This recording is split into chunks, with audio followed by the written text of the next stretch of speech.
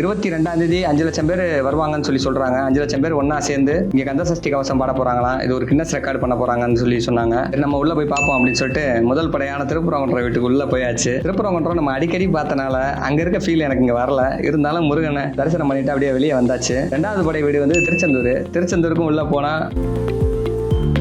1ஆம் படையை விட 2ஆம் படை தான் அழகா இருக்கு. என்ன இந்த தேங்காய் உடைக்கிறது, நிறைய புரோகிதர்லாம் இருப்பாங்க, தேங்காய் உடைக்கிற அச்சரை சீட்டு வாங்குற சொல்லையே கிடையாது. ஒரு பக்கம் கந்த சஷ்டி கவசம் பாடிட்டு இருக்க பக்தர்களும் சேர்ந்துட்டே பாடுறாங்க. அதுல எனக்கு பின்னாடி நின்னவர் ரொம்ப ஆக்ரோஷமா பாடிட்டு இருக்காரு. பக்தி முத்தி அப்படி ஆயிட்டாப்ல.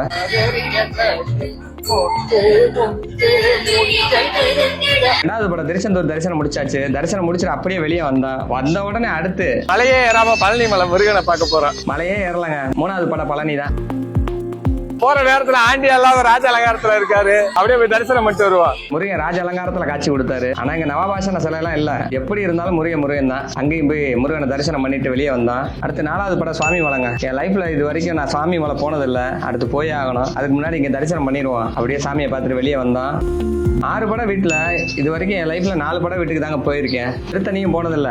ஏதோ அந்த மாநாடு நடத்துறவங்க புண்ணியத்துல ஒரே நேரத்துல 6 படம் தரிசனம் பண்ணிடுவோம்னு சொல்லி வந்தான். திருத்தணியும் போய் பார்த்துட்டு வெளியே வந்தோம்னா பள்ளி தெய்வானையோட காட்சி கொடுக்குறாருங்க. பழமுதிர்ச்சோலையில எப்படி இருப்பாரோ அப்படியே தான். 6வது படையை முடிச்சாச்சு. இதுல விசேஷம் என்னன்னா, நீங்க பழமுதிர்ச்சோலை போனீங்கன்னா 6 படம் முருகனும் அங்கேயும் இருப்பாரு. அங்கேயும் சிலையில வடிச்சு வச்சிருப்பாங்க 6 படம் முருகனையும். நல்லா இருக்குங்க. ஃப்ரீயா இருந்தீங்கன்னா போயிட்டு வாங்க. இப்படியே 6 படம் வீடையும் அருமையா சுத்தியாச்சு. எல்லாமே சூப்பரா இருக்குங்க. வெளியே வந்தா பரதநாட்டியம், பாட்டு கச்சேரின்னு நிறைய நடந்துகிட்டே இருக்கு. தண்ணீர் வசதி எல்லாமே ஏற்பாடு பண்ணிருக்காங்க. எல்லாத்துக்கும் பக்தர்களுக்கு எல்லாம் பிரசாதம் கொடுக்குறாங்க. சாயந்தரத்துக்கு மேல நீங்க வந்தீங்கன்னா நல்ல லைட்டிங்கோட நல்ல எஃபெக்டோட நிகழ்ச்சி நடந்துட்டு இருக்கும். அதோட நீங்க தரிசனம் பண்ணிட்டு பக்தர்கள் கொஞ்சம் அதிகமா இருப்பாங்க. அவங்களோட கொஞ்சம் நேரம் உட்காந்து ரிலாக்ஸா அந்த 6 படம் முருகனோட கோபுரத்தை ஒன்னா தரிசனம் பண்ணலாம். கோபுர தரிசனம் கோடி புண்ணியம்னு சொல்லுவாங்க. இப்படி ஒரு நிகழ்ச்சி நம்ம மதுரையில் நடக்கிறது நம்மளுக்கு எல்லாம் பெருமை தான். இது ஜாதி மதமா எந்த ஒரு உள்ளுணர்வும் இல்லாம நல்லபடியா நடக்கணும்.